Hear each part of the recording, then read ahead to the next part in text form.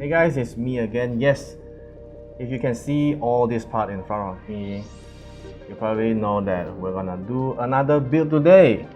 And we try to gather as many parts as we can, and thanks to people who are supporting us, we managed to get all these parts right here for another ITX build.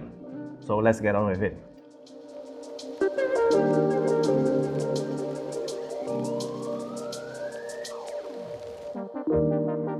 Okay, so if you've been following our previous build videos, you probably noticed that this is actually our first build that is featuring the 12th-Gen CPU and Z690 motherboard.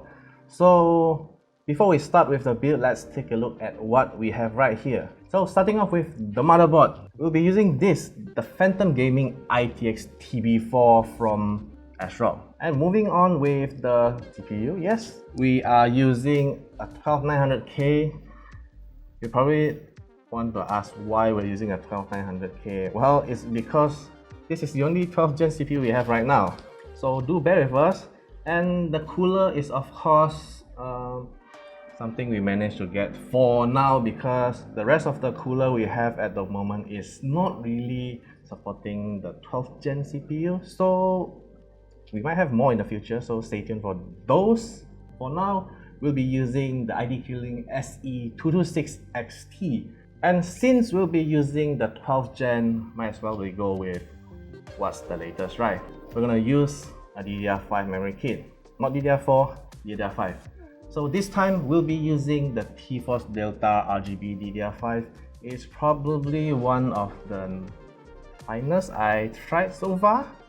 Not much DDR5 we can test for now, but this is probably one of the finest I've tested. You can check on our reviews on our website if you're interested to know more about the RAM. And of course, you will need a graphics card for your system if you're going to play games.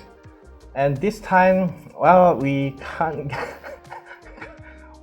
get our hands on some higher end ones, but we managed to get our hands on the latest RTX 3050 from ZOTAC, which is the twin edge OC. It's a fairly reasonable 1080p gaming card for those who wants to play games with RTX on DLSS but doesn't want to pay that much. So this is probably one of the cards you can take a look into if you're interested to know more.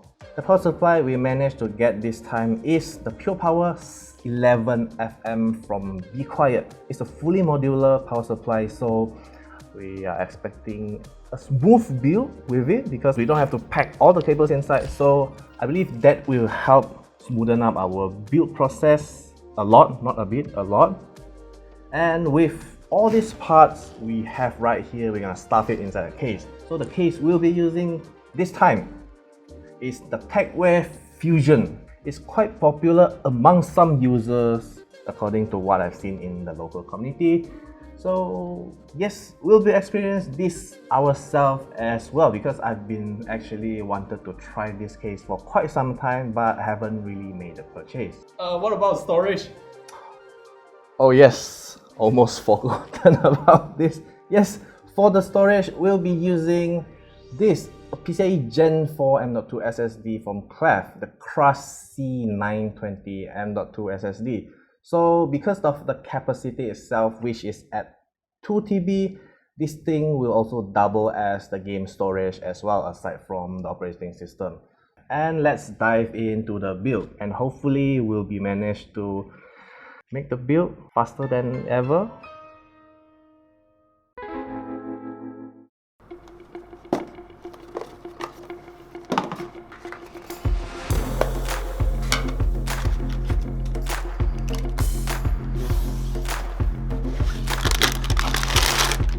Yeah, boy.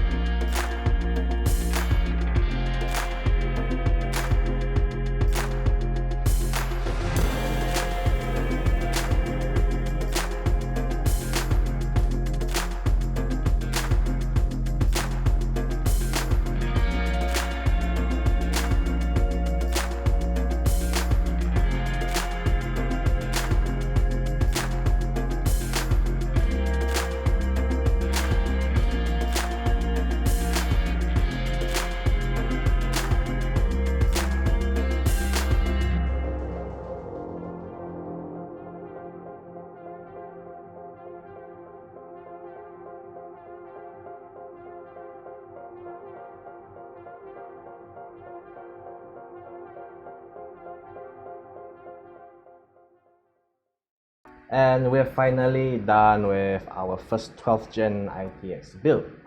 And honestly, I think this build is pretty okay, I guess. It doesn't take too much effort as compared to what we've done in the past. This is actually quite smooth throughout the entire process.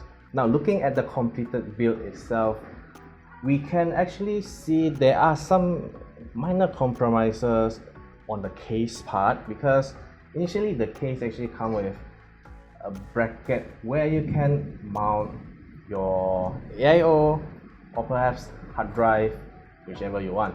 But because of the cooler height, which is reaching almost the limit, so with a cooler that's actually hitting that limit, you will not be able to actually put this back the case. So that's something to take note.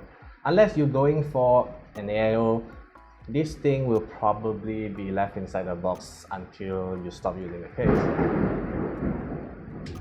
And in case if you wonder, will this cooler even be enough for the Intel 12th-Gen i9 12900K? Yes, it will, but you will have to lower the power limit settings.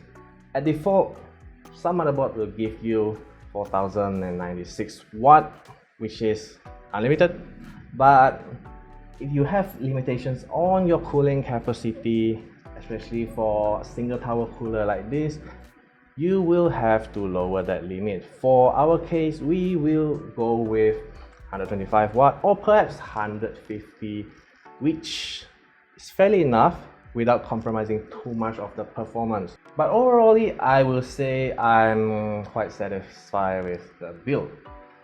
Cable management wise, it's not really fancy because this ITX, there's limitation when it comes to the space.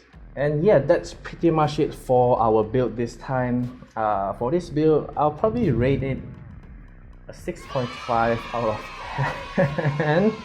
I'm still satisfied with this build, but for the public judging, I'll leave it to you guys. So do let us know what do you think of this build in the comment down below. And yes, I'll see you guys in the next build video or other future videos to come.